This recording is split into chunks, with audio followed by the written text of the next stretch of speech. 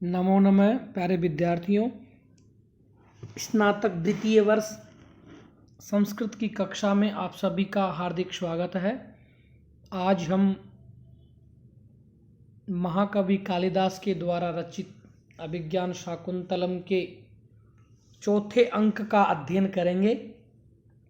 चतुर्थ अंक में हमने इससे पूर्व की कक्षा में अध्ययन किया था। महर्षि कण्व शकुंतला को पतिगृह भेजते हुए उपदेश देते हैं कि आप अपने पति के घर पहुंचकर गुरुजनों की सेवा करना, सपत्नियों के साथ में प्रिय सखी का सा व्यवहार करना, तिरस्कृत होकर भी क्रोधवश पति के विपरीत आचरण मत करना, अपने परिजनों पर पर्याप्त उदार रहना और अपने भाग्य पर कभी भी घमंड मत करना। ऐसा व्यवहार करने वाली स्त्रियां गृहलक्ष्मी के पद को प्राप्त करती है और इसके विपरीत आचरण करने वाली स्त्रियां कुल के लिए मानसिक क्लेश का कारण बनती है। आज हम उससे आगे अध्ययन करेंगे। श्लोक है, कथम वा गौतमी मन्यते, अथवा इसके बारे में गौतमी का क्या विचार है। गौतमी का क्या विचार है इस उपदेश के संबंध में। गौतमी कहती है, एतावान वधू जनस्योपदेशः, इतना ही नववधुओं के लिए पर्याप्त उपदेश है। अर्थात नवविवाहित कन्याएं जो होती है उनके लिए इतना ही उपदेश पर्याप्त है। जाते एतत् खलु सर्वम अवधार्य, बेटी यह सब अवश्य ही स्मरण रखना, यह सब अवश्य ही याद रखना। काश्यपः, महर्षि काश्यप मुनि कहते हैं, वत्से परिस्वजस्व माम सखी जनम च, पुत्री मुझसे तथा अपनी सखियों से गले मिलो। शकुंतला, तात इत एव किम प्रियम वदानसूये सख्यो निवर्तिष्यते। पिताजी, यहीं से क्या प्रियंवदा तथा अनुसूया दोनों सखियां लौट जाएंगी। तात इत एव किम प्रियम वदानसूये सख्यो निवर्तिष्यते। पिताजी, क्या यहीं से मेरी जो दोनों सखियां हैं प्रियंवदा और अनसूया, क्या यहीं से लौट जाएगी। काश्यप, महर्षि काश्यप कहते हैं, वत्से पुत्री इमे अपि प्रदेये, इन दोनों को भी तो किन्हीं देना है, अर्थात इन दोनों को भी अपने ससुराल भेजना है, इन दोनों का भी विवाह करना है। न युक्तम अनयो तत्र गंतुम, इनका वहाँ जाना उचित नहीं है। त्वया सह गौतमी यास्यति, तुम्हारे साथ गौतमी जाएगी। शकुंतला, पितरम आश्लिष्य, शकुंतला पिता से लिपटकर, महर्षि कण्व से लिपटकर, कथम इदानीम तातस्यांकात् परिभ्रष्टा मलयतरुन्मलिता चंदनलतेव देशांतरे जीवितम धारयिष्यामि। कथम इदानीम, किस प्रकार इस समय, तातस्यांकात् परिभ्रष्टा, पिता की गोद से बिछुड़ी हुई, मलय तरुण मूलिता, मैं अब मलय पर्वत की उन्मूलिता, मलय पर्वत की उपत्यका से बिछुड़ी हुई, उखाड़ी गई चंदन लतेव, चंदन लता की भांति, देशांतरे जीवितम धारयिष्यामि, दूसरे देश में कैसे जीवन को धारण करूंगी। पिता से लिपटकर शकुंतला पिता की गोद से बिछुड़ी हुई मैं अब मलय पर्वत की उपत्यका से उखाड़ी हुई चंदन लता की भांति दूसरे देश में कैसे जीवन को धारण करूंगी। हे पिताजी, मैं यहाँ से ससुराल जाकर आपके बिना कैसे, अर्थात दूसरे देश में जीवन कैसे बिताऊंगी, कैसे व्यतीत करूंगी? आपने तो मुझे आपकी गोद से बिछुड़ दिया है, बिछाड़ दिया है। काश्यप वत्से किमेवं कातरासि, पुत्री तुम इस प्रकार दुखी क्यों हो रही हो, इस प्रकार दुखी क्यों होती हो? श्लोक है भरतु अभिजन्वतो भरतु श्लाघ्ये स्थिता गृहिणी पदे विभव गुरुभिः कृतेस्तस्य प्रतिक्षणम् आकुला तनयम् अचिरात् प्राचीर्नारकं प्रसूय च पावनं मम विरहजां न त्वं वत्से शुचं गणयिष्यसि। अभिजनवतो भरतुः श्लाघ्ये स्थिता गृहिणी पदे विभव गुरुभिः कृतेस्तस्य प्रतिक्षणम् आकुला तनयम् अचिरात् प्राचीर्नारकं प्रसूय च पावनं मम विरहजां न त्वं वत्से शुचं गणयिष्यसि। श्लोक का हम अन्वय के अनुसार अर्थ देखते हैं। अन्वय वत्से त्वं अभिजनवतः भरतु श्लाघ्ये गृहिणी पदे स्थिता तस्य विभव गुरुभिः कृते प्रतिक्षणम् आकुला सती अचिरात् प्राची इव अर्कं पावनं तनयं प्रसूय च मम विरहजां शुचं न गणयिष्यसि। वत्से पुत्री तुम अभिजनवतः उच्चकुलीन भर्तु अपने पति के श्लाघ्य प्रशंसनीय प्रशंसा के योग्य गृहिणी पदे गृह स्वामिनी के पद पर स्थिता अधिष्ठित होकर स्थित होकर तस्य विभव गुरु भी उसके ऐश्वर्य के कारण कृत्य कार्यों से प्रतिक्षणम प्रतिपल आकुला व्यस्त रहते हुए सती अचिरात शीघ्र प्राची इव पूर्व दिशा की तरह अर्कम सूर्य को पावनम पवित्र तनयम पुत्र को प्रसूय उत्पन्न करके मम विरहजाम मेरे वियोग से उत्पन्न शुचम शोक को न गणयिष्यसि नहीं गिनोगी। शकुंतला को महर्षि काश्यप कहते हैं कि तुम उच्च कुलीन पति के प्रशंसनीय गृहिणी के पद पर प्रतिष्ठित होती हुई उस दुष्यंत के ऐश्वर्य के कारण महत्वपूर्ण कार्यों में प्रतिक्षण व्यस्त रहती हुई तथा जो शीघ्र ही पूर्व दिशा सूर्य के समान कुल को पवित्र करने वाले पुत्र को उत्पन्न करके मेरे वियोग से उत्पन्न शोक को नहीं गिनोगी, अनुभव नहीं करोगी। जब शकुंतला अपने पिता कण्व से विदाई लेती हुई अधिक दुख का अनुभव करती है तो शकुंतला महर्षि कण्व से पूछते हैं कि हे पिताजी, मैं दोबारा इस आश्रम में कब आऊंगी या मैं यहाँ से जाकर दूसरे देश में मेरा जीवन कैसे बिताऊंगी।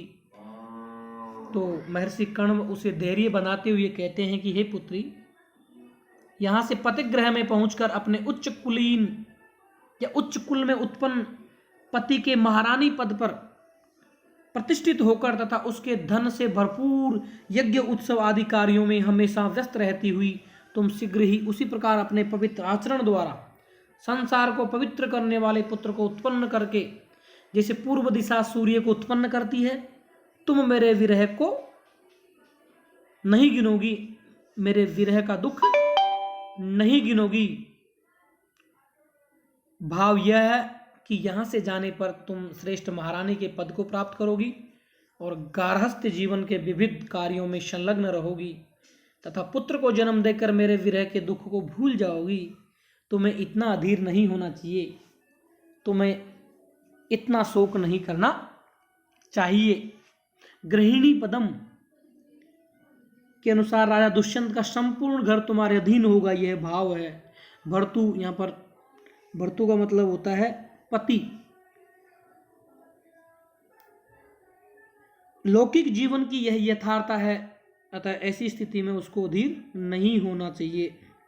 उधर महर्षि कण्व यद्यपि वनवासी हैं तथा विरागी हैं, फिर भी लौकिकज्ञ होने के कारण या लोकाचरण को जानने के कारण सर्वप्रथम विदाई की वेला में नववधू की क्या स्थिति होती है इसे वे भली प्रकार जानते हैं, भली प्रकार समझते हैं।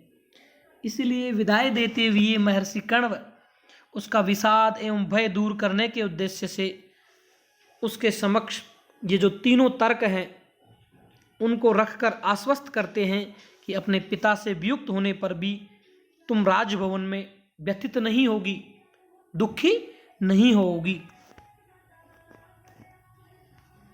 शकुंतला पितुः पादयो पतति, शकुंतला पिता के चरणों में गिरती है।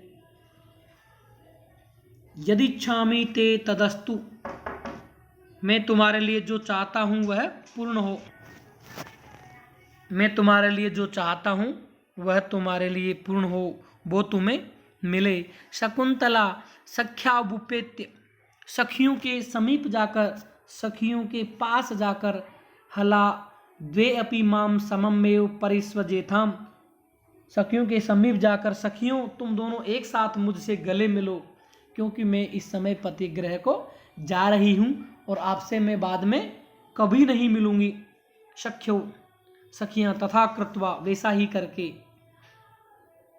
सखी यदि नाम से राजा प्रत्यभिज्ञान मंत्रो भवेत् ततस्तस्मात् इदम आत्मानम देयांकितम अंगुलीयकम दर्शय।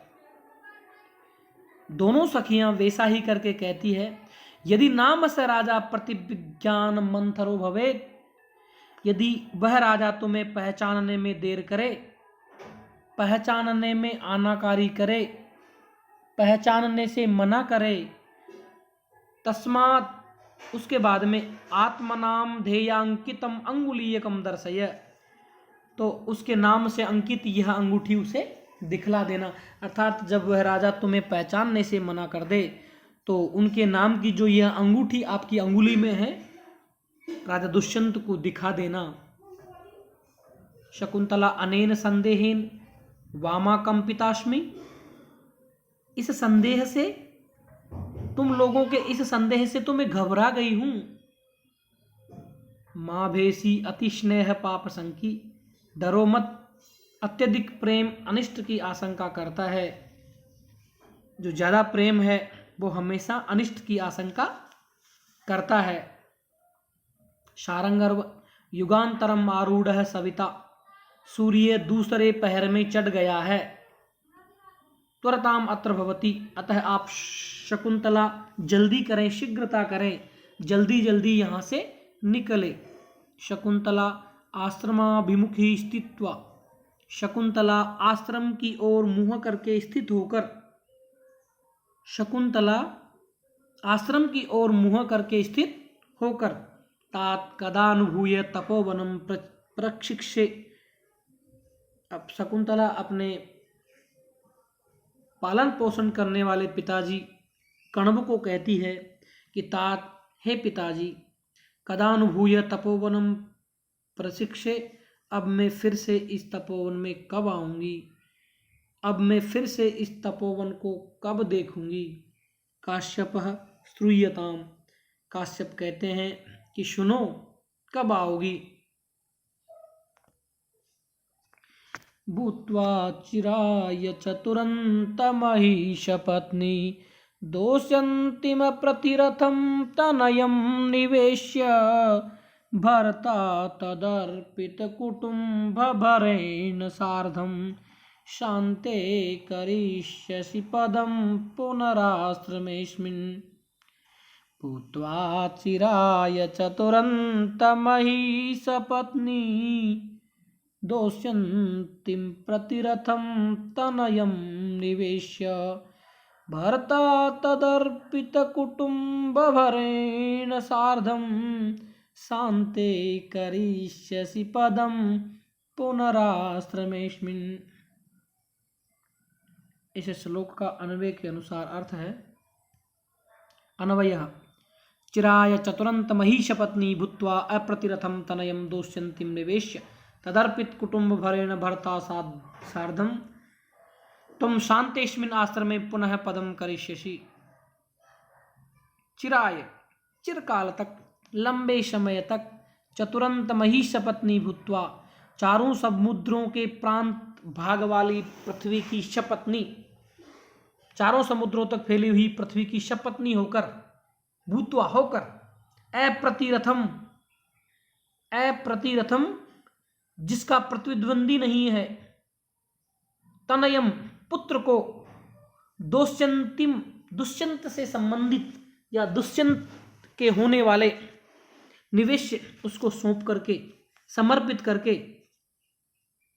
तदर्पित कुटुंब भरेण सार्धम अपने पुत्र पर सौंप दिया है परिवार का भार, जिसने ऐसे भर्त्रा अपने पति के सार्धम साथ में, तुम शांते शांत अस्मिन इस आश्रम में पुनः दोबारा पदम करिष्यसि दोबारा से स्थित होंगी, जल्दी दोबारा लौटोगी। शकुंतला जब अपने पिता कण्व से पूछती है कि हे पिता, मैं दोबारा इस आश्रम में कब लौटूंगी, तो काश्यप शकुंतला को कहते हैं कि बहुत दिनों तक चारों समुद्रों तक फैली हुई पृथ्वी की शपत्नी सोत होकर तथा अपने अद्वितीय महारथी दुष्यंत पुत्र को राज्य गद्दी पर बिठाकर उस पर कुटुंब का भार समर्पित कर देने वाले पति के साथ इस शांत आश्रम में पुनः अपना निवास स्थान बनाओगी। इस आश्रम में आकर पति के साथ फिर से रहोगी। महर्षि कण्व शकुंतला को समझाते हुए कहते हैं कि बहुत समय तक चारों समुद्र पर्यंत अधिकृत पृथ्वी की शपत्नी होकर, अर्थात तुम्हारा पति दुष्यंत जब पूरी पृथ्वी पर शासन करेगा और आप जब शासन करेंगी, आपके पति, फिर दुष्यंत के पुत्र जन्म लेगा। उस पुत्र के बड़े होने पर आप उसको अपना राज्य सिंहासन या राज्य का जो भार है उसको सौंपकर और उस पर संपूर्ण कुटुंब के भरण पोषण का भार सौंपकर अपने पति दुष्यंत के साथ में पुनः इस शांत आश्रम में आओगी, अर्थात वानप्रस्थ आश्रम के समय पुनः आकर इस आश्रम में रहोगी। तो धन्यवाद प्यारे विद्यार्थियों, बस आज इतना ही। धन्यवाद।